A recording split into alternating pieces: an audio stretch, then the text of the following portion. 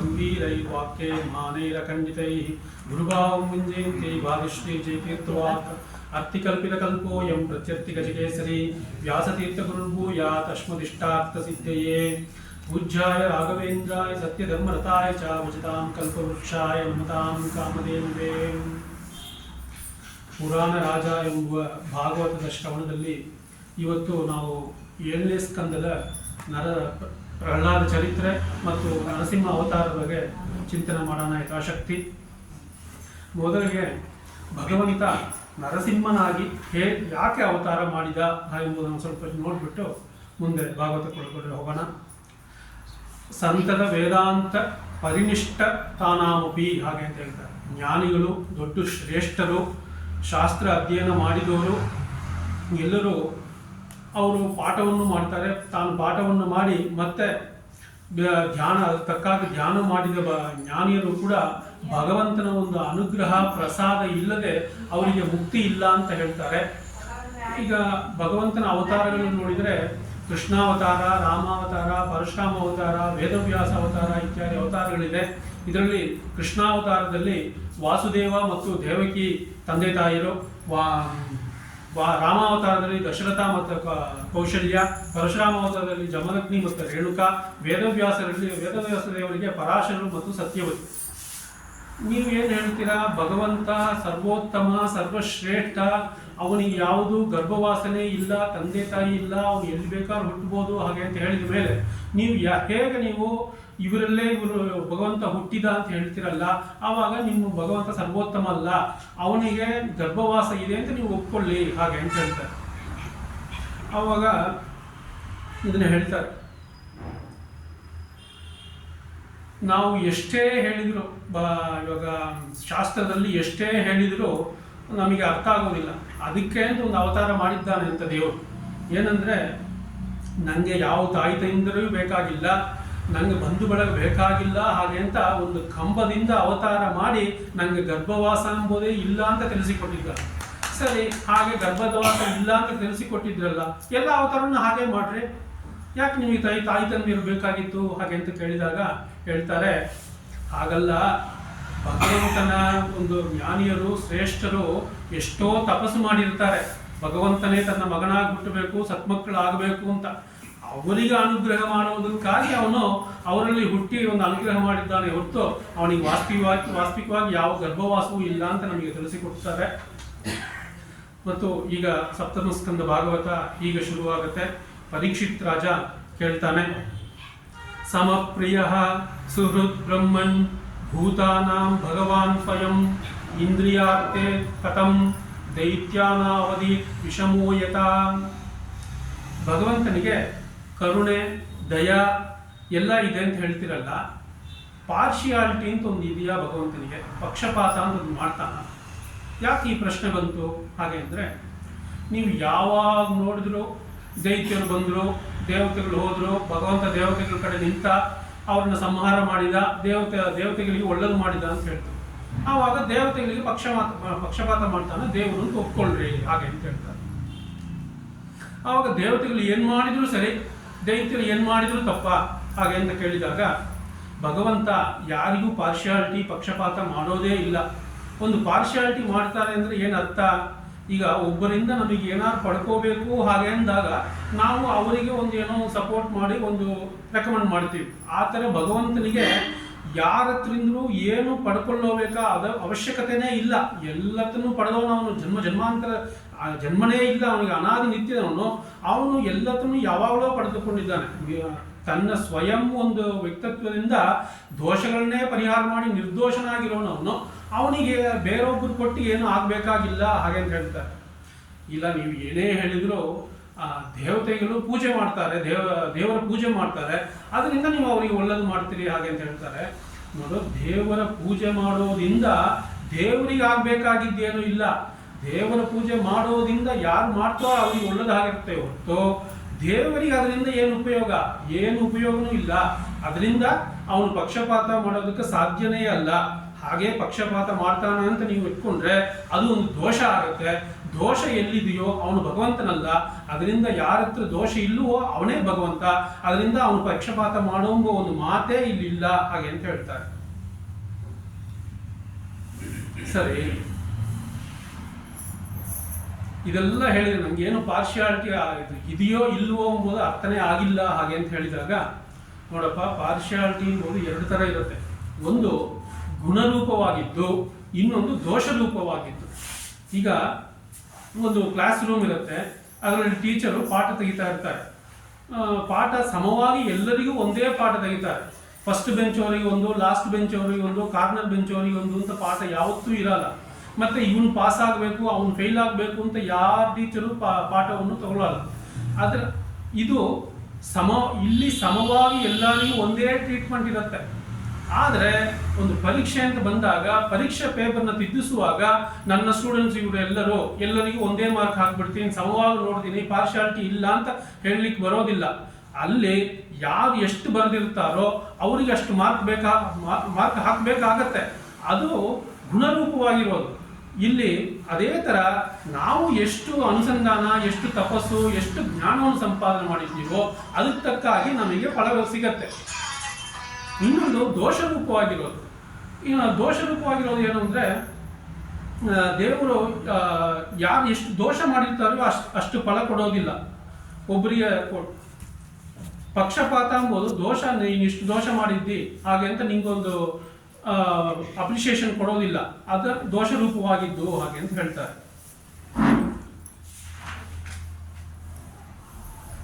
ಈ ಥರ ಹೇಳಿದಾಗ ಮತ್ತೆ ಧರ್ಮರಾಜನ ಮನೆಯಲ್ಲಿ, ಮಹಾಭಾರತದಲ್ಲಿ ಧರ್ಮರಾಜನ ಮನೆಯಲ್ಲಿ ಒಂದು ರಾಜಸೂಯ ಯಾಗ ಆಗ್ತಾ ಇತ್ತು. ಆ ರಾಜಸೂಯ ಯಾಗ ಆಗ್ತಾ ಇರುವಾಗ ಒಂದು ಅಗ್ರಪೂಜೆ ಅಂತ ಒಂದು ಮಾಡಬೇಕಾಗಿರುವಾಗ ಭೀಷ್ಮಾಚಾರ್ಯರನ್ನ ಧರ್ಮರಾಜ ಕೇಳ್ತಾನೆ, ಯಾರಿಗೆ ಅಗ್ರಪೂಜೆ ಮಾಡಬೇಕು ಹಾಗೆ ಅಂತ. ಕೃಷ್ಣದೇವರಿಗೆ ಮಾಡಬೇಕು ಹಾಗೆ ಅಂತ ಧರ್ಮರಾಜ ಹೇಳಿದಾಗ ಅಲ್ಲಿದ್ದ ಶಿಶುಪಾಲನಿಗೆ ಕೋಪ ಬರುತ್ತೆ. ನೋಡಿ, ಭೀಷ್ಮ ಅಲ್ಲಿ ಪರಶುರಾಮ ದೇವರು ಇರ್ತಾರೆ, ವೇದವ್ಯಾಸರು ಇರ್ತಾರೆ. ಪರಶುರಾಮ ದೇವರಿಗೆ ಅಗ್ರಪೂಜೆ ಅಂದರೆ ಅಲ್ಲಿ ಯಾರಿಗೂ ಏನೂ ಇದೇ ಇಲ್ಲ, ಅಬ್ಜೆಕ್ಷನೇ ಇಲ್ಲ. ಮತ್ತು ವೇದವ್ಯಾಸರು ಅವರ ಕುಲಗುರುಗಳು, ಅವರಿಗೆ ಅಗ್ರಪೂಜೆ ಮಾಡಿದ್ರು ಏನೂ ಅವರು ಇದು ಮಾಡಲ್ಲ. ಆದರೆ ಕೃಷ್ಣನಿಗೆ ಮಾಡಿದ ಹಾಗೆ ಅಂತಾಗ ಶಿಶುಪಾಲನಿಗೆ ಸಿಕ್ಕಾಪಟ್ಟೆ ಕೋಪ ಬರುತ್ತೆ. ಆವಾಗ ಎದ್ದು ನಿಂತು ಶಿಶುಪಾಲ ಹೇಳ್ತಾನೆ, ಕೃಷ್ಣ ಒಂದು ಕಳ್ಳ, ಅವನಿಗೆ ಹೋಗಿ ಅಗ್ರಪೂಜೆ ಮಾಡ್ತಾ ಇದ್ದೀರಲ್ಲ ಹಾಗೆ ಅಂತ ಸಿಕ್ಕಾಪಟ್ಟೆ ಬೈತಾನೆ. ಎಷ್ಟೋ ಬೈತಾ ಇರ್ತಾನೆ. ಒಂದು ಇದಾದ ಮೇಲೆ ಕೃಷ್ಣ ತನ್ನ ಚಕ್ರದಿಂದ ಬಿಟ್ಟು ಅವನ ಸಂಹಾರ ಮಾಡ್ತಾನೆ. ಸಂಹಾರ ಮಾಡಿ ಅವನ ಜೀವ ಮತ್ತು ಕೃಷ್ಣನಲ್ಲೇ ಒಂದು ಸೇರ್ಕೊಳ್ಳುತ್ತೆ ಅಂತೆ. ಮತ್ತು ಇದನ್ನು ನೋಡಿ ಧರ್ಮರಾಜ ಕೇಳ್ತಾನೆ, ನೋಡಪ್ಪ, ನಾವು ಏನೋ ಡೈಲಿ ಎದ್ದು ತಣ್ಣೀರಲ್ಲಿ ಸ್ನಾನ ಮಾಡಿ, ದೇವ್ರ ಪೂಜೆ ಮಾಡಿ, ಜ್ಞಾನ, ಭಕ್ತಿ, ತಪಸ್ಸು, ವೈರಾಗ್ಯ ಇದೆಲ್ಲ ಮಾಡಿ ಆಮೇಲೆ ಮೋಕ್ಷ ಸಿಗತ್ತೋ ಇಲ್ವೋ ಅಂತ ಒಂದು ಡೌಟ್ ಇದೆ. ಆದರೆ ಇವನೇನೋ 10 ಬೈದ, ನೀನು ಅವನ್ನ ಸಂಹಾರ ಮಾಡಿ ಅವನಿನ್ನಲ್ಲಿ ಸೇರ್ಕೊಂಡ್ಬಿಟ್ಟ. ನಾವು ದೇವ್ರ ಪೂಜೆ ಮಾಡೋದಕ್ಕಿಂತ ನಿನ್ನ ಬೈದ್ರೆ ಸಾಕಲ್ವಾ, ಬೇಗ ಮೋಕ್ಷಕ್ಕೆ ಹೊರಟೋಗ್ಬೋದು ಅಂತ ಅನ್ಸತ್ತಲ್ಲ ಹಾಗೆ ಅಂತ ಧರ್ಮರಾಜ ಕೇಳುವಾಗ, ಇಲ್ಲ ಹಾಗಿಲ್ಲ ಹಾಗೆ ಅಂತ ನಾರದರು ಹೇಳ್ತಾರೆ. ಇದರಲ್ಲಿ 3 ರೀತಿ ಇದೆ.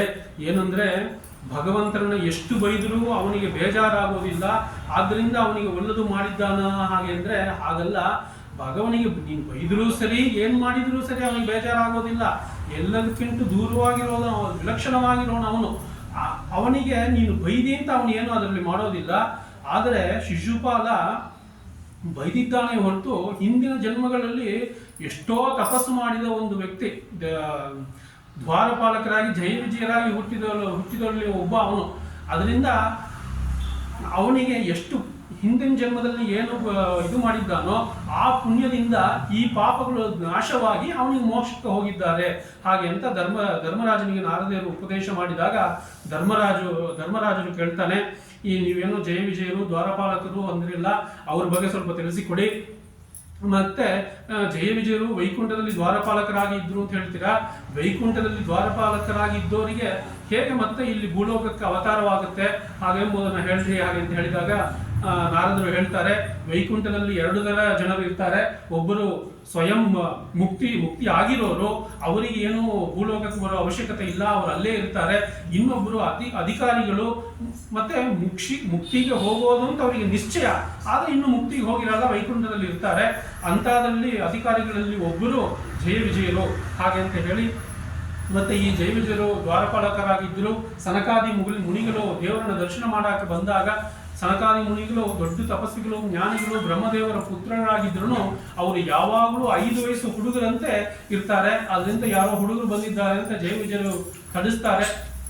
ತಡಿಸಿದಾಗ ಅವರು ಕೋಪಗೊಂಡು ನೀವು 3 ಜನ್ಮ ಭೂಲೋಕಕ್ಕೆ ಹೋಗಿ ದೈತ್ಯರಾಗಿ ಹುಟ್ಟಿ ಅಂತ ಶಾಪ ಕೊಡ್ತಾರೆ. ಆ ಶಾಪ ಕೊಟ್ಟಾಗ ಜಯ ವಿಜಯರು ಭಗವಂತನಲ್ಲಿ ಹೋಗಿ ಬೇಡ್ಕೊಳ್ತಾರೆ.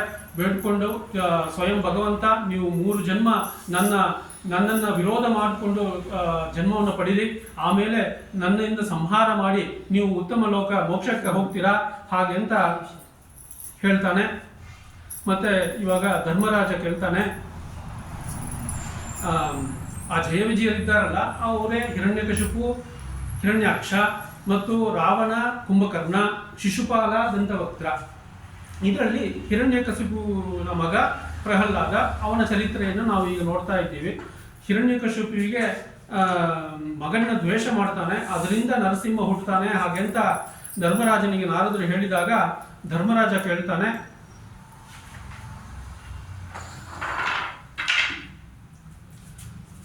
ವಿದ್ವೇಷೋ ದಯಿತೆ ಪುತ್ರೇ ಕದಮಾಸೀಂ ಮಹಾತ್ಮನಿ ಬ್ರೂಹಿ ಮೇ ಭಗವಾನ್ ಯೇನ ಪ್ರಹ್ಲಾದೇಪ್ಯಚ್ಯುತಾತ್ಮನಿ. ಒಳ್ಳ ಯೋಗ್ಯವಾದ ಮಗ, ಜ್ಞಾನ ಭಕ್ತಿ ವೈರಾಗ್ಯವುಳ್ಳೋನು ಪ್ರಹ್ಲಾದ ಅಂತ ಹೇಳ್ತಿರಲ್ಲ, ಒಳ್ಳೆ ಮಗನನ್ನು ಪಡೆದ ಹಿರಣ್ಯಕಶಿಪು ಯಾಕೆ ಅವನ್ನ ದ್ವೇಷ ಮಾಡಿದ ಹಾಗೆ ಅಂತ ವಿವರವನ್ನು ತಿಳಿಸಿಕೊಡಿ ಹಾಗೆ ಅಂತ ಧರ್ಮರಾಜ ಕೇಳ್ತಾನೆ. ಅದಕ್ಕೆ ನಾರದರು ಹೇಳ್ತಾರೆ, ವರಾಹ ರೂಪದಿಂದ ಹಿರಣ್ಯಾಕ್ಷ ವಾಸ್ತವಿಕವಾಗಿ ಅವನು ಭೂಮಿಯನ್ನು ತನ್ನ ಕಕ್ಷೆಯಿಂದ ಕಳಿಸಿಕೊಂಡು ಸಮುದ್ರದಲ್ಲಿ ಹೋಗಿರ್ತಾನೆ. ಆವಾಗ ವರಾಹ ರೂಪ ಅವತಾರ ಮಾಡಿ ಹಿರಣ್ಯಾಕ್ಷನ ಕೊಂದಿರ್ತಾರೆ. ಇದನ್ನೆಲ್ಲ ನಾವು ಮುಂಚೆ ನೋಡಿದ್ದೀವಿ.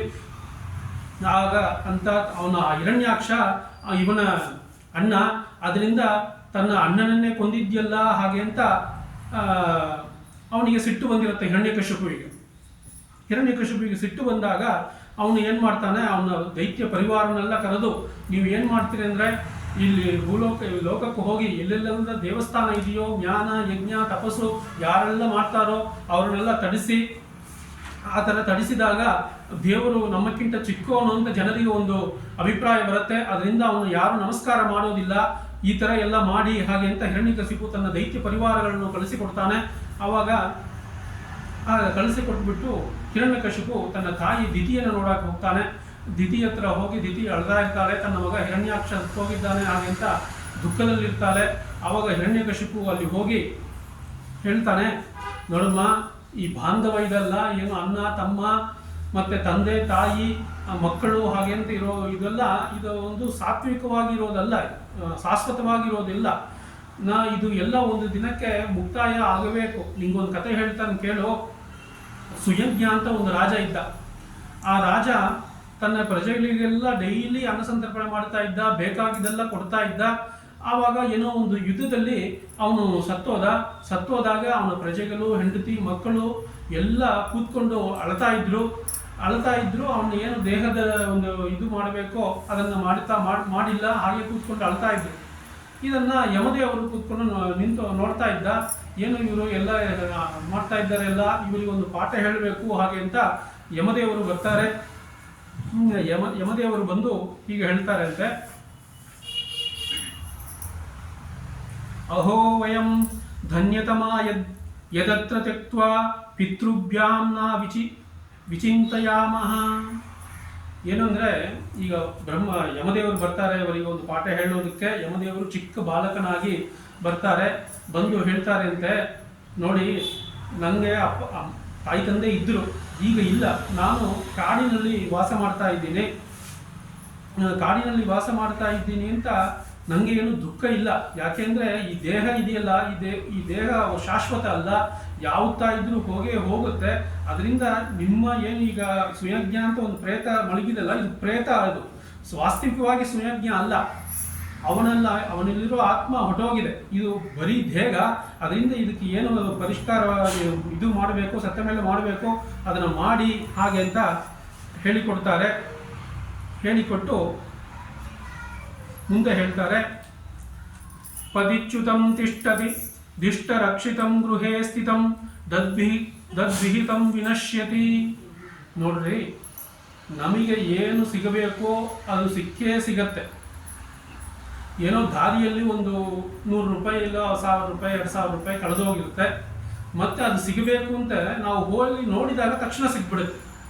ಆದರೆ ಯಾವುದೇ ಒಂದು ಪದಾರ್ಥ ಮನೆಯಲ್ಲಿ ಇಟ್ಟಿರ್ತೀವಿ, ಆ ಪದಾರ್ಥ ನಮಗೆ ಬೇಕಾಗಿರುವಾಗ ಅದು ಸಿಗೋದೇ ಇಲ್ಲ. ಅದರಿಂದ ದೇವರ ಯತ್ನ, ಇದು ಸಿಗಬೇಕು, ಇದು ಮಾಡಬೇಕು ಅಂದರೆ ಅದು ಸಿಕ್ಕೇ ಸಿಗತ್ತೆ. ಸಿಗಬಾರ್ದು ಅಂದರೆ ಅದು ಏನೇ ಪ್ರಯತ್ನ ಮಾಡ್ರಿ ಅದು ಸಿಗೋದಿಲ್ಲ. ಹಾಗೆ ಅಂತ ಹೇಳ್ತಾನೆ ಅವನು. ಈ ಕಥೆಗಳನ್ನೆಲ್ಲ ಕೇಳಿ ದಿತಿದೇವಿ ಸಮಾಧಾನ ಆಗ್ತಾಳೆ. ಅವನು ತಾನು ಮತ್ತು ಹಿರಣ್ಯಕಶಿಪು ಇದನ್ನೆಲ್ಲ ನೋಡಿ ಮತ್ತೆ ಬರ್ತಾನೆ. ದೇವರಕ್ಕಿಂತ ಬಹಳ ಸಾಮರ್ಥ್ಯವನ್ನು ನಾವು ಪಡಿಬೇಕು, ಅದರಿಂದ ಬ್ರಹ್ಮದೇವರನ್ನು ಕುರಿತು ತಪಸ್ಸು ಮಾಡೋಣ ಅಂತ ಹೇಳಿ ಅವನು ಘೋರ ಕಠಿಣವಾದ ತಪಸ್ಸನ್ನು ಮಾಡ್ತಾನೆ. ತಪಸ್ಸು ಮಾಡಿದಾಗ ಬ್ರಹ್ಮದೇವರು ಪ್ರತ್ಯಕ್ಷ ಆಗ್ತಾರೆ. ಬ್ರಹ್ಮದೇವರು ಪ್ರತ್ಯಕ್ಷ ಆದಾಗ ದೊಡ್ಡ ಲಿಸ್ಟ್ ಇಟ್ಕೊಂಡಿರ್ತಾನೆ ಅವನು. ನನಗೆ ವಯಸ್ಸಾಗಬಾರ್ದು, ಮರಣ ಆಗಬಾರ್ದು, ಅಜರಾಮರನಾಗಿರಬೇಕು, ಯಾರಿಂದಲೂ ನಾನು ಸಾಯಬಾರ್ದು, ಮನುಷ್ಯರಿಂದ ಸಾಯಬಾರ್ದು, ಮೃಗದಿಂದ ಸಾಯಬಾರ್ದು, ಹಸುರಿನಿಂದ ಸಾಯಬಾರ್ದು, ಹಾವುಗಳಿಂದ ಸಾಯಬಾರ್ದು, ಹಗಲಲ್ಲಿ ಸಾಯಬಾರ್ದು, ರಾತ್ರಿಯಲ್ಲಿ ಸಾಯಬಾರ್ದು, ಮನೆ ಒಳಗೆ ಸಾಯಬಾರ್ದು, ಮನೆ ಹೊರಗೆ ಸಾಯಬಾರ್ದು, ಯಾವುದಿಂದಲೂ ಸಾಯಬಾರ್ದು ಅಂತ ಇನ್ನೂ ಲಿಸ್ಟ್ಗಳು ಜಾಸ್ತಿ ಇದೆ. ಮತ್ತು ಈ ಲೋಕಪಾಲಕರು ಏನಿದ್ದಾರೆ, ಸೂರ್ಯ, ಚಂದ್ರ, ವರುಣ, ಇಂದ್ರ, ಭೂದೇವಿ, ಇವರ ಮಹಿಮೆಗಳು ಎಲ್ಲ ನಂಗೆ ಬರಬೇಕು ಹಾಗೆಂತ ಬ್ರಹ್ಮದೇವರನ್ನು ಕೇಳಿದಾಗ ಬ್ರಹ್ಮದೇವರು ತಥಾಸ್ತು ಅಂತ ಹೇಳ್ಬಿಡ್ತಾರೆ. ಮತ್ತು ಇವನು ರಾಜ್ಯಕ್ಕೆ ಬರ್ತಾನೆ. ಆ ರಾಜ್ಯಕ್ಕೆ ಬಂದಾಗ ಯಾರು ವ್ಯವಸಾಯ ಮಾಡಬೇಡ್ರಿ ಅಂತ ಹೇಳ್ಬಿಡ್ತಾನೆ ಅಂತೆ. ಯಾರು ಕೃಷಿಗಳು ಯಾರು ಗದ್ದೆಯಲ್ಲಿ ಹೊಲದಲ್ಲಿ ಏನು ಬೆಳೆಸೋದಿಲ್ಲ. ಸ್ವಯಂ ಭೂದೇವಿ ಬರ್ತಾಳೆ ಅಂತ ಹಿರಣ್ಯಕಶಿಪುನ ಕೇಳ್ತಾಳೆ, ಏನು ಬೇಕಪ್ಪ, ಇಷ್ಟು ಟನ್ ಅಕ್ಕಿ ಬೇಕು, ಇಷ್ಟು ಟನ್ ಗೋಧಿ ಬೇಕು ಅಂತ ಹೇಳ್ತಾನೆ. ಲಿಸ್ಟು ಕೊಟ್ಬಿಡ್ತಾರೆ. ಇವಾಗ ಹೇಗೆ ನಾವು ವಾಟ್ಸಪ್ಪಲ್ಲಿ ಕಳಿಸ್ತೀವಿ, ಇಲ್ಲ ಸ್ವಿಗ್ಗಿ ಝೊಮ್ಯಾಟೊ ಆರ್ಡರ್ ಮಾಡ್ತೀವಿ, ಅವನು ಭೂದೇವಿಗೆ ಆರ್ಡರ್ ಮಾಡ್ತಾನೆ, ಎಲ್ಲ ಮನೆಗೆ ಬಂದ್ಬಿಡುತ್ತೆ ಅದು. ಮತ್ತು ಹಿರಣ್ಯಕಶಿಪು ನೋಡಿ ದೈತ್ಯ, ಮತ್ತು ಒಂದು ಕೋತಿ ಥರ ಅಂತ ಇಟ್ಕೊಳ್ಳಿ. ಮೊದಲೇ ಕೋತಿ ಅದು ಚೇಷ್ಟ ಮಾಡುತ್ತೆ. ಇನ್ನು ದೈತ್ಯ ರಾಜ ಏನು ಸುರಾಪಾನ ಮಾಡಿರೋ ಕೋತಿ ಹೇಗಿರುತ್ತೋ ಅಷ್ಟು ಚೇಷ್ಟ ಮಾಡೋದು. ಇದರಲ್ಲಿ ಬ್ರಹ್ಮದೇವರ ಒಂದು ವರವನ್ನು ಪಡೆದಿದ್ದಾನೆ ಅಂದರೆ ಅವನು ಎಷ್ಟು ಅಟ್ಟಕಾಸ ಮಾಡಬೇಕು ಅದು ನಮಗೆ ಗೊತ್ತಾಗಲ್ಲ, ಅಷ್ಟೊಂದಿರುತ್ತೆ. ದೇವತೆಗಳು ಪರಮಾತ್ಮನಲ್ಲಿ ಹೋಗಿ ಬೇಡ್ತಾರೆ, ಸ್ವಾಮಿ ಕಾಪಾಡಿ ನಮ್ಮನ್ನು, ಈ ಥರ ಹಿರಣ್ಯಕಶಿಪು ಎಲ್ಲ ನಮ್ಮನ್ನ ಇದು ಮಾಡ್ತಾ ಇದ್ದಾನೆ ಹಾಗೆ ಅಂತ ಹೇಳಿದಾಗ ದೇವರ ಹತ್ರ ಹೇಳ್ತಾರೆ. ದೇವರು ಹೇಳ್ತಾನೆ,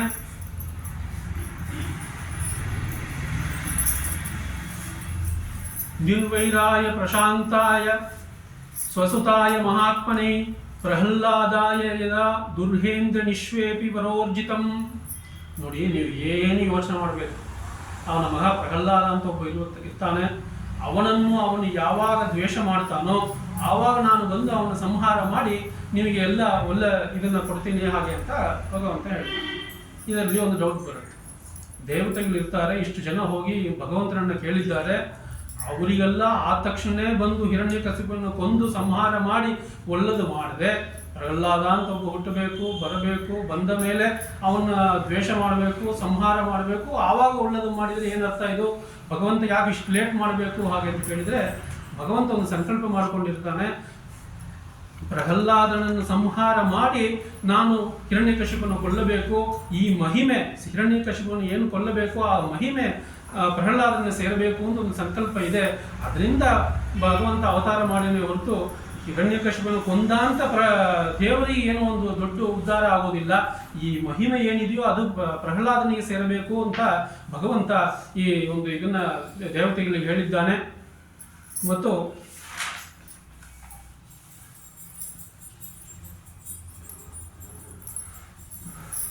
ಹಿರಣ್ಯಕಶಿಪಿಗೆ 4 ಮಕ್ಕಳು. ಒಬ್ಬ ಪ್ರಹ್ಲಾದ, ಸಹ್ಲಾದ, ಅನುಕ್ಲಾದ, ಕ್ಲಾತ ಅಂತ 4 ಮಕ್ಕಳು ಇರ್ತಾರೆ. ಇದರಲ್ಲಿ ಪ್ರಹ್ಲಾದ ಮತ್ತು ಸಹ್ಲಾದನಿಗೆ ವಾಯುದೇವರ ಆವೇಶ ಇದೆ. ಅದರಿಂದ ಅವರು ಒಳ್ಳೆ ಜ್ಞಾನಿಯರಾಗಿ ಸದ್ಭಕ್ತರಾಗಿ ಇರೋದು ಆ ಕಾರಣದಿಂದ ಅಂತ ಹೇಳ್ತಾರೆ. ಮತ್ತು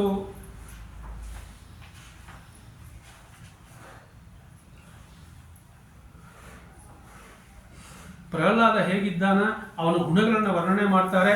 ಆತ್ಮವತ್ ಸರ್ವಭೂತಾನಾಂ ಏಕ ಪ್ರಿಯಸತ್ವ ಸಮಃ ದಾಸವತ್ ಸನ್ನತಾರ್ಯೋಂಗ್ರಿ ಪಿತೃವತ್ ದೀನವತ್ಸಲಃ. ಹೇಗಿರ್ತಾನೆ ಪ್ರಹ್ಲಾದ ಹಾಗೆ ಅಂದರೆ, ಯಾವ ಪರಮಾತ್ಮ ಇರುತ್ತಾನೋ ಅವನಲ್ಲಿ ದಾಸನಂತೆ ಇರ್ತಾನೆ ಮತ್ತು ಯಾರ ಮೇಲೆ ಕೋಪ ದ್ವೇಷ ಯಾವುದೂ ಇರೋದಿಲ್ಲ ಅವನಿಗೆ.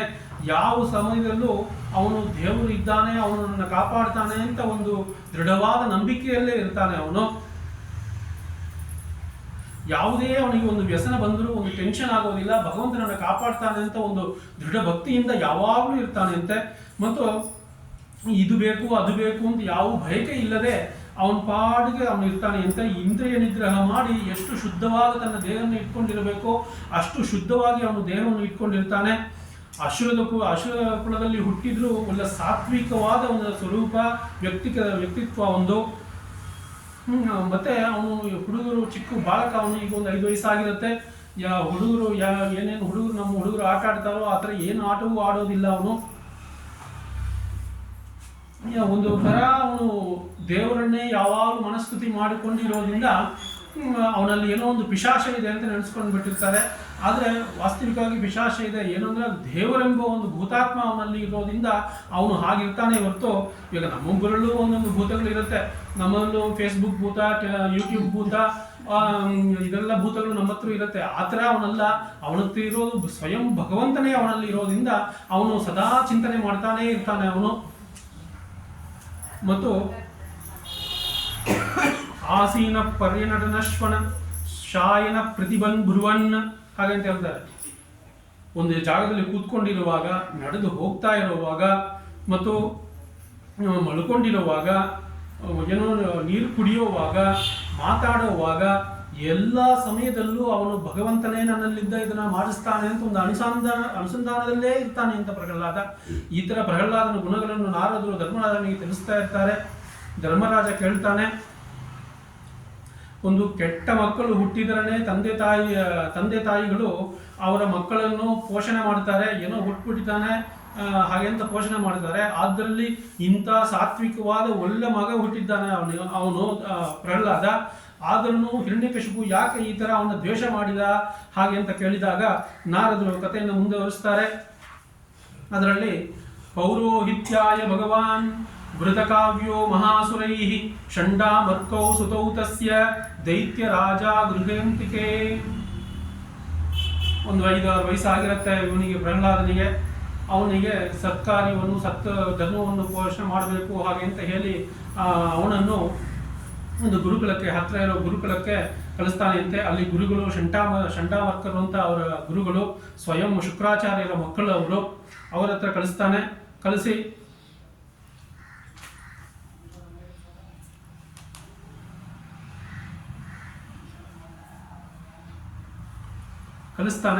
ಕಳಿಸ್ಬಿಟ್ಟು ಸ್ವಲ್ಪ ದಿನ ಆಗಿರುತ್ತೆ. ಸ್ವಲ್ಪ ದಿನ ಆಗಿದ ಮೇಲೆ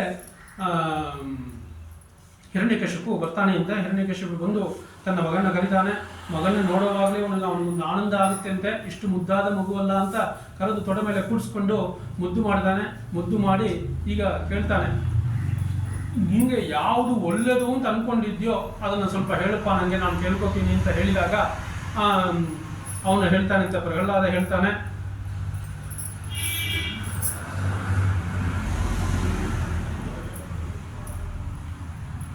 ಯಾವುದು ಸಾಧು ಯಾವುದು ಒಲ್ಲದು ಹಾಗೆ ಅಂದರೆ ಈ ಜೀವ ಶಾಶ್ವತ ಅಲ್ಲ. ಭಗವಂತನಲ್ಲೇ ಯಾವಾಗಲೂ ದೃಢಭಕ್ತಿ ಧ್ಯಾನ ವೈರಾಗ್ಯ ಇಟ್ಕೊಂಡು ಅವನ ಪ್ರಾರ್ಥನೆ ಮಾಡಬೇಕು. ಸದಾ ನನ್ನ ಜೀವದಲ್ಲಿ ಭಗವಂತ ಇದ್ದಾನೆ ಅಂತ ಒಂದು ಅನುಸಂಧಾನ ಮಾಡಬೇಕು. ಹೀಗಂತ ಅವನು ಹೇಗೆ ದೊಡ್ಡ ಲಿಸ್ಟ್ ಇಟ್ಕೊಂಡಿದ್ದನೋ ಇವನು ಭಗವಂತನ ಗುಣಗಳನ್ನು ದೊಡ್ಡ ಲಿಸ್ಟಲ್ಲಿ ವರ್ಣನೆ ಮಾಡ್ತಾ ಹೋಗ್ತಾನೆ. ಆವಾಗ ಇವನಿಗೆ ತಕ್ಷಣ ಕೋಪ ಬಂದ್ಬಿಡುತ್ತೆ ಹಿರಣ್ಯಕಶಿಪುವಿಗೆ. ಏನಿದು ಹೀಗೆ ಮಾಡಿದ್ರಲ್ಲ ಹಾಗೆ ಅಂತ ಷಂಡಾಮರ್ಕರನ್ನು ಕರೀತಾನೆ. ಷಂಡಾಮರ್ಕರನ್ನು ಕರೆದು ಈ ಥರ ಆಗಬಾರ್ದು, ಏನೇನೋ ಹೇಳ್ತಾ ಇದ್ದಾನೆ ಎಲ್ಲ, ನಮಗೇನು ವಿರೋಧವೋ, ನಮಗೆ ಯಾರು ವಿರೋಧಿಯೋ ಭಗವಂತ ಅವನ್ನೇ ಇವನು ಧ್ಯಾನ ಮಾಡ್ತಾನೆ, ಸ್ತುತಿ ಮಾಡ್ತಾ ಇದ್ದಾನೆ. ಆ ಥರ ಎಲ್ಲ ಆಗಬಾರ್ದು, ಸರಿಯಾಗಿ ಹೇಳಿಕೊಡಿ ಹಾಗೆ ಅಂತ ಹೇಳಿ ಮತ್ತೆ ಕಳಿಸ್ತಾನೆ.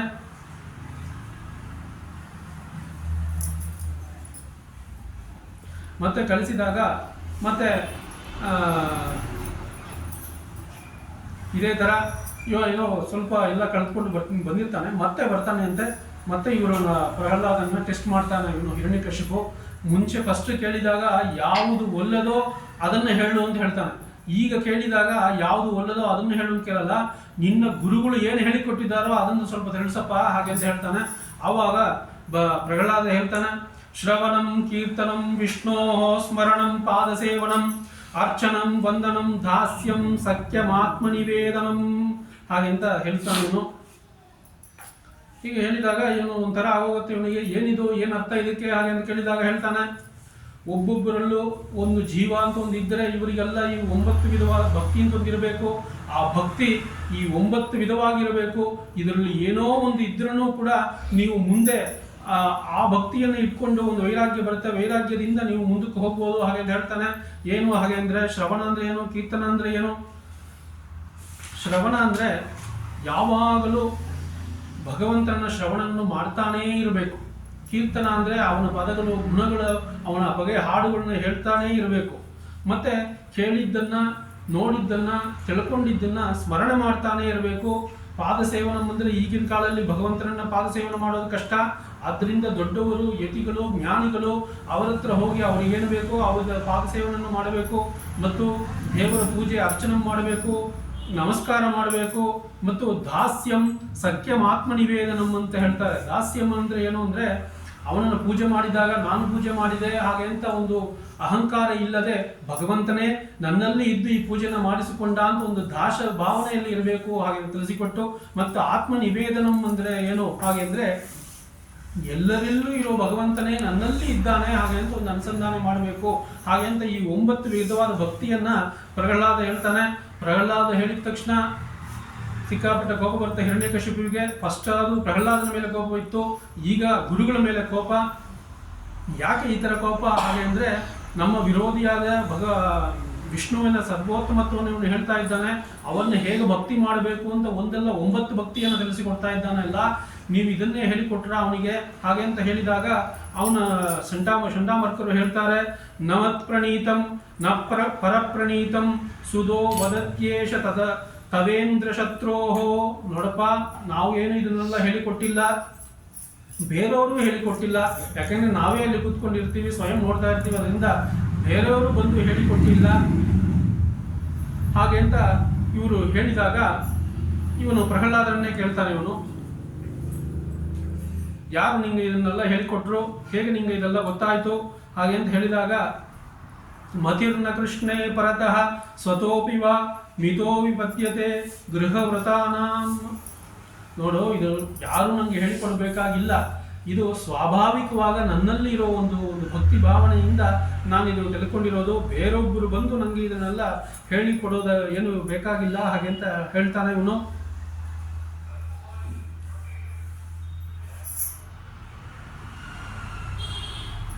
ಮತ್ತೆ ಪ್ರಹ್ಲಾದ ಹೇಳ್ತಾನೆ, ದೇವರ ಬಗ್ಗೆ ನಾನು ನಿಂಗೆ ಎಷ್ಟು ಹೇಳಿದರೂ ನಿಂಗೆ ಅದು ಗೊತ್ತಾಗೋದಿಲ್ಲ, ನಿನ್ನ ತಲೆಯೊಳಗೆ ಅದು ಒಳಗೆ ಹೋಗೋದಿಲ್ಲ. ಯಾಕೆಂದರೆ ನಿನ್ನಲ್ಲಿ ಆ ಒಂದು ವೈರಾಗ್ಯ ಇಲ್ಲ, ಇಂದ್ರಿಯ ನಿಗ್ರಹ ಇಲ್ಲ. ಅದರಿಂದ ಅದಿಲ್ಲದೆ ನೀನು ತಲೆಯಲ್ಲಿ ಫಸ್ಟೇ ಏನೋ ದ್ವೇಷಗಳನ್ನ, ಕೋಪಗಳನ್ನೆಲ್ಲ ತುಂಬಿಸ್ಕೊಂಡಿದ್ಯಾ. ಅದರಿಂದ ನಾನು ಏನು ಹಾಕಿದರೂ ಅದು ಸೋರಿ ಹೋಗುತ್ತೆ ಹೊರತು ನಿನ್ನ ತಲೆಯಲ್ಲಿ ಭಗವಂತನ ಬಗ್ಗೆ ಎಷ್ಟು ತಿಳಿಸಿರೋ ಅದು ವೇಸ್ಟ್ ಹಾಗೆ ಅಂತ ಹೇಳ್ತಾನೆ ಅವನು. ಮತ್ತೆ ಮುಂದೆ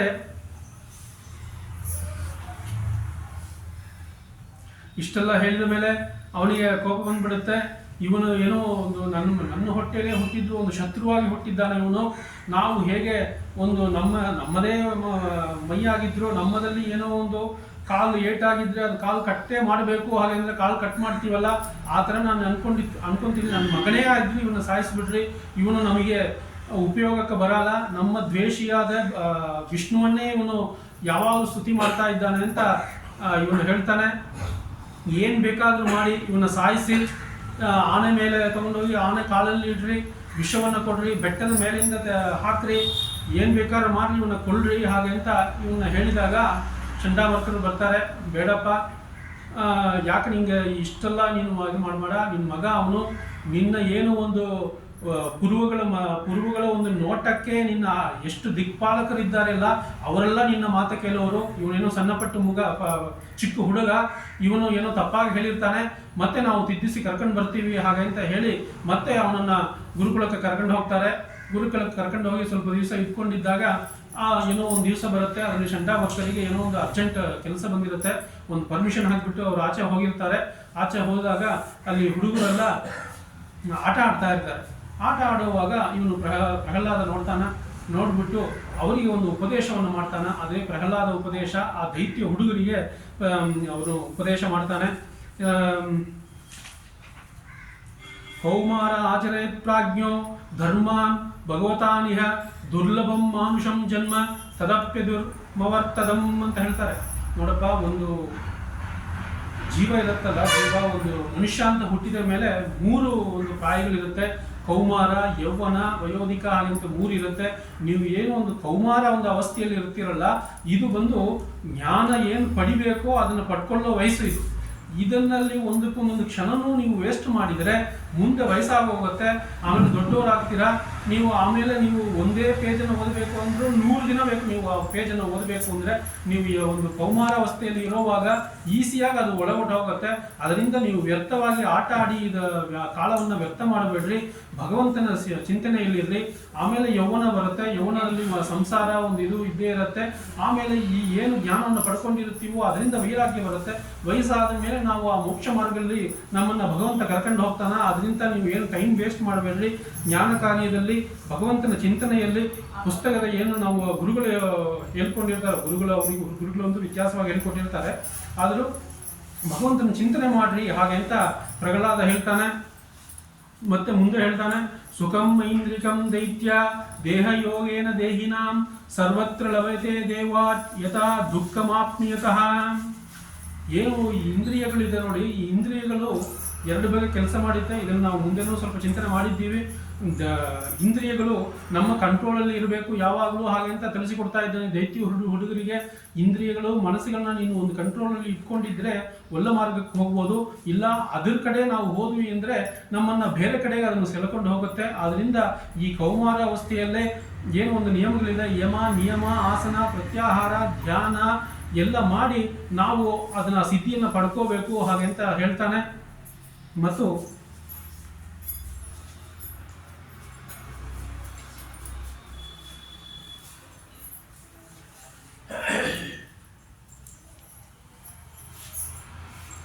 ಮೂರ್ಖರು ಹೇಗಿರ್ತಾರೆ ಹಾಗೆ ಅಂದರೆ ತಪ್ಪು ದಾರಿಯಲ್ಲಿ ಹೋಗಿ ಹಾಳಾಗಿರ್ತಾರೆ. ಕೆಲವು ಓದಿದವರು ತನ್ನ ಜ್ಞಾನವನ್ನು ಕೇವಲ ಆರ್ಥಿಕ ಸಂಪತ್ತಿಗಾಗಿ ಅದನ್ನು ಉಪಯೋಗಪಡಿಸ್ತಾರೆ. ಆರ್ಥಿಕ ಸಂಪತ್ತು ಬೇಕೇ ಬೇಕು, ಆದರೂ ಅದರಲ್ಲಿ ಒಂದು ಮಿತಿ ಇಟ್ಕೋಬೇಕು, ಕಂಟೆಂಟ್ ಆಗಿರಬೇಕು ಹಾಗೆ ಅಂತ ಹೇಳಿಕೊಡ್ತಾರೆ. ಮತ್ತು ಸರಿಪ್ಪ ಇಷ್ಟೆಲ್ಲ ಹೇಳ್ತೀಯಲ್ಲ, ದೈತ್ಯ ಹುಡುಗರು ಕೇಳ್ತಾರೆ, ಇಷ್ಟೊಂದೆಲ್ಲ ಹೇಳಿದ್ಯಾ, ಭಗವಂತ ಎಲ್ಲೋ ವೈಕುಂಠದಲ್ಲಿದ್ದಾನೆ, ನಾವು ಹೇಗೆ ಅವನ್ನ ಅರ್ಚನೆ ಮಾಡೋದು ಹಾಗೆ ಅಂತ ದೈತ್ಯ ಹುಡುಗರು ಕೇಳಿದಾಗ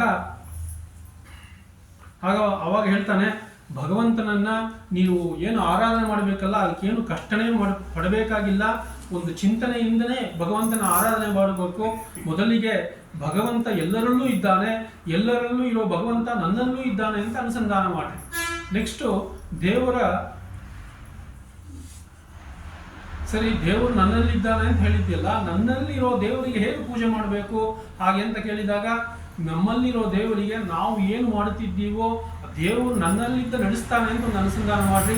ಡೈಲಿ ಬೆಳಿಗ್ಗೆ ಸ್ನಾನ ಮಾಡುವಾಗ ಇದು ನಾನು ಸ್ನಾನ ಮಾಡ್ಕೊಂಡಿಲ್ಲ, ಭಗವಂತ ನನ್ನಲ್ಲಿದ್ದು ಅವನಿಗೇ ಒಂದು ಸ್ನಾನವನ್ನು ಮಾಡಿಸ್ಕೋತಾ ಇದ್ದಾನೆ ಅಂತ ಒಂದು ಅನುಸಂಧಾನ ಮಾಡ್ರಿ. ಮತ್ತು ಊಟ ಮಾಡುವಾಗ ಭಗವಂತ ಈ ನನ್ನಲ್ಲೂ ಇದ್ದಾನೆ, ಆ ಪದಾರ್ಥಗಳಲ್ಲೂ ಇದ್ದಾನೆ, ಪದಾರ್ಥಗಳಲ್ಲೂ ಇದ್ದು ನನ್ನಲ್ಲೂ ಇದ್ದು ಅದನ್ನು ಸ್ವೀಕಾರ ಮಾಡ್ತಾ ಇದ್ದಾನೆ ಅಂತ ಒಂದು ಅನುಸಂಧಾನ ಮಾಡ್ರಿ. ಮತ್ತು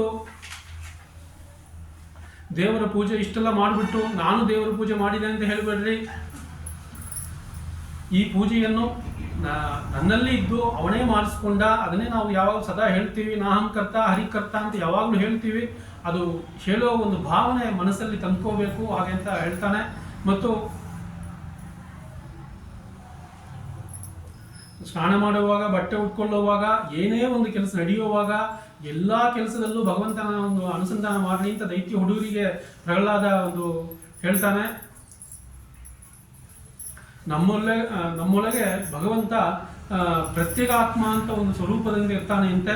ಆ ಸ್ವರೂಪದಲ್ಲಿ ಇದ್ದು ಮತ್ತು ಒಳಗೆ ಪ್ರತ್ಯೇಕಾತ್ಮ ಅಂತ ಒಂದು ಸ್ವರೂಪದಲ್ಲಿ ಇರ್ತಾನೆ, ಹೊರಗೆ ಕಾಲರೂಪವಾಗಿ ಪರಮಾತ್ಮ ಇರ್ತಾನೆ ಹಾಗೆ ಅಂತ ತಿಳಿಸಿಕೊಡ್ತಾನೆ.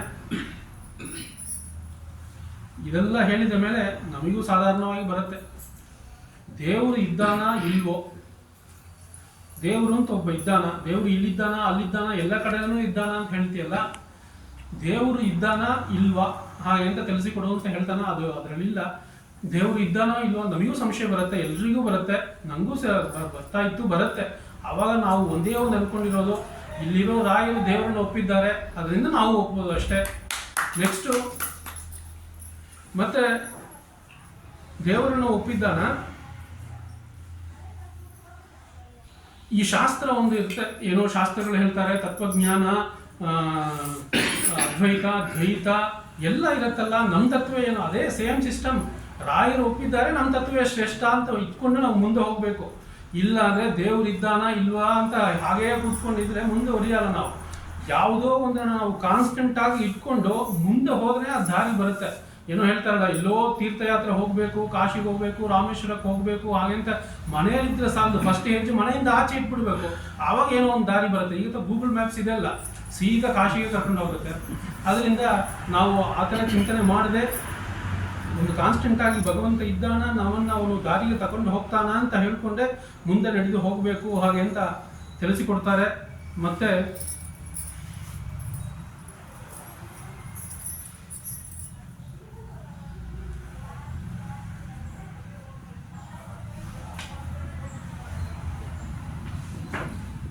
ಈ 3 ಥರವಾದ ಜ್ಞಾನಗಳೆಲ್ಲ ಹೇಳ್ತಾರೆ. 3 ಥರವಾದ ಧರ್ಮ, ಅರ್ಥ, ಕಾಮ, ಮೋಕ್ಷ ಹಾಗೆಂತೆಲ್ಲ ಇರುತ್ತೆ ಎಂಬುದನ್ನು ತಿಳಿಸಿಕೊಡ್ತಾರೆ ಪ್ರಹ್ಲಾದರು.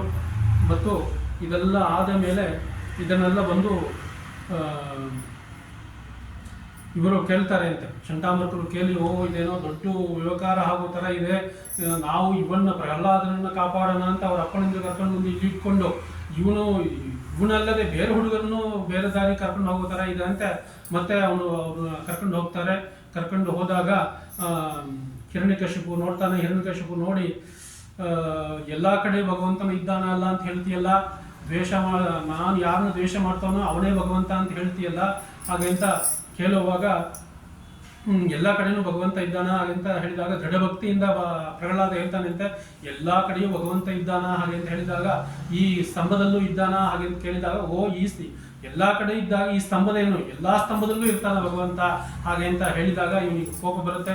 ಕೋಪ ಬಂದು ಆ ಕಂಬದನ್ನು ಹೊಡಿತಾನೆ. ಕಂಬದನ್ನು ಹೊಡಿದಾಗ ತೇಜೋಮಯವಾಗಿ ಉಗ್ರ ರೂಪವಾಗಿ ನರಸಿಂಹ ಅವತಾರ ತಾಳಿ ನರಸಿಂಹ ದೇವರು ಆಚೆ ಬರ್ತಾರೆ.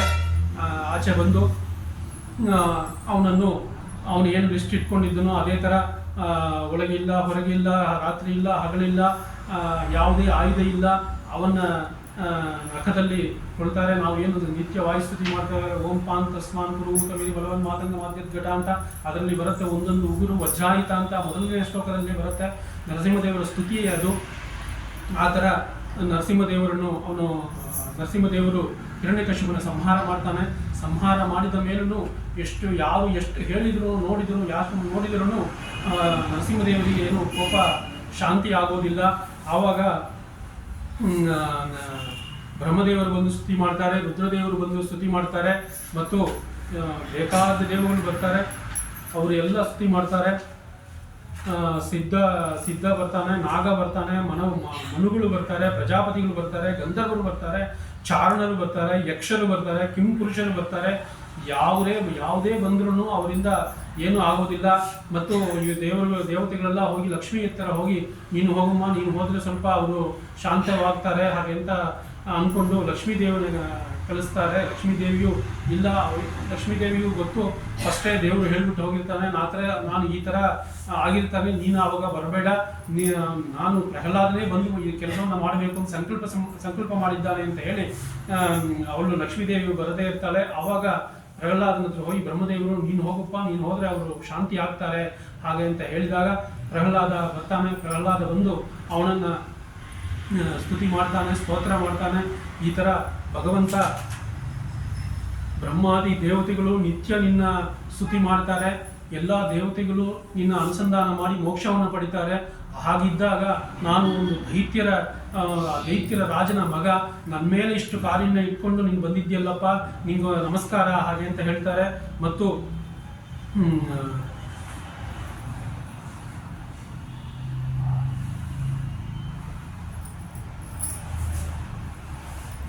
ಲಕ್ಷ್ಮೀ ಬ್ರಹ್ಮಾದಿ ದೇವತೆಗಳೇ ಯಾರು ನಿನ್ನ ಸದಾ ಧ್ಯಾನದಲ್ಲಿ ಇರುವಾಗ ತತ್ವಜ್ಞಾನವನ್ನು ಪಡೆದವರು, ಅವರೇ ಈ ರೂಪವನ್ನು ನೋಡಿ ಸ್ವಲ್ಪ ಹೆದರ್ತಾರೆ. ಹಾಗೆಂದರೆ ನನ್ನ ರೂಪಕ್ಕಾಗಿ ನನಗಾಗಿ ಪ್ರಸನ್ನನಾಗಿದ್ದಿ ಹಾಗೆ ಅಂತ ತುಂಬ ಸಂತೋಷ ಪಡ್ತಾನೆ. ಮತ್ತು ಭಗವಂತ ಕೇಳ್ತಾನೆ. ಅವಾಗ ಇವನು ಹೇಳ್ತಾನೆ, ನನಗೆ ಈ ನಿನ್ನ ಘೋರ ರೂಪ, ಈ ಒಂದು ಇದಲ್ಲ ಅದನ್ನು ನೋಡಿ ನನಗೆ ಏನು ಭಯನೇ ಇಲ್ಲ. ಈ ಸಂಸಾರ ಒಂದು ಇದು ಅಂತ ನೋಡಿದ್ರೆ ನನಗೆ ಭಯ ಹಾಗೆ ಅಂತ ಹೇಳ್ತಾನೆ. ಯಾಕೆ ಈಗ ಹೇಳ್ತಾನೆ ಹಾಗೆಂದರೆ, ಸ್ತುತಿ ಮಾಡಿದ ಮೇಲೆ ಭಗವಂತ ಶಾಂತ ಆಗ್ತಾನೆ. ಶಾಂತ ಆದ ಮೇಲೆ ನಿಂಗೆ ಏನು ಬೇಕೋ ಕೇಳು ಹಾಗೆ ಅಂತ ಪ್ರಹ್ಲಾದನಿಗೆ ಹೇಳಿದಾಗ ಪ್ರಹ್ಲಾದ ಹೇಳ್ತಾನೆ, ನಿಷ್ಕಾಮ ಭಕ್ತಿಯೇ ಒಳ್ಳೆ ಮಾರ್ಗಕ್ಕೆ ಹೋಗುತ್ತೆ ಅಂತ ನೀನೇ ತಿಳಿಸಿಕೊಟ್ಟಿದ್ಯಾ. ಈಗ ಬಂದು ನಿಂಗೆ ಏನು ಬೇಕು ಅಂತ ಕೇಳ್ತೀಯಲ್ಲಪ್ಪ ಭಗವಂತ ಹಾಗೆ ಅಂತ ಹೇಳಿಬಿಟ್ಟು ಈ ಥರ ಹೇಳ್ತಾನೆ. ನನಗೆ ಈ ಥರ ಯಾವುದೇ ಒಂದು ದೊಡ್ಡ ವಿಷಯಗಳು, ಘೋರವಾದ ಮುಖ, ಇದು ನಿನ್ನ ನೋಡಿ ಎಲ್ಲ ನನಗೆ ಏನು ಭಯ ಇಲ್ಲ. ಆದ್ರೂ ಈ ಸಂಸಾರ ಅಂತ ಒಂದು ಇದೆಯಲ್ಲ, ಅದನ್ನು ನೋಡಿದರೆ ನನಗೆ ಭಯ ಆಗುತ್ತೆ. ಅದರಿಂದ ನಾನು ಈ ಮೋಕ್ಷ ಮಾರ್ಗಕ್ಕೆ ನಿನ್ನ ಪಡಿಬೇಕು ಹಾಗೆ ಅಂದರೆ ಏನೆಲ್ಲ ಬಿಡಬೇಕೋ ಅದನ್ನೆಲ್ಲ ಬಿಡಿಸಿ, ಏನೆಲ್ಲ ಹಿಡ್ಕೋಬೇಕು ಅದನ್ನೆಲ್ಲ ಹಿಡಿಸಿ ನಿನ್ನ ಕಡೆ ಕರ್ಕೊಂಡು ಹೋಗು ಹಾಗೆ ಅಂತ ಹೇಳ್ತಾನೆ.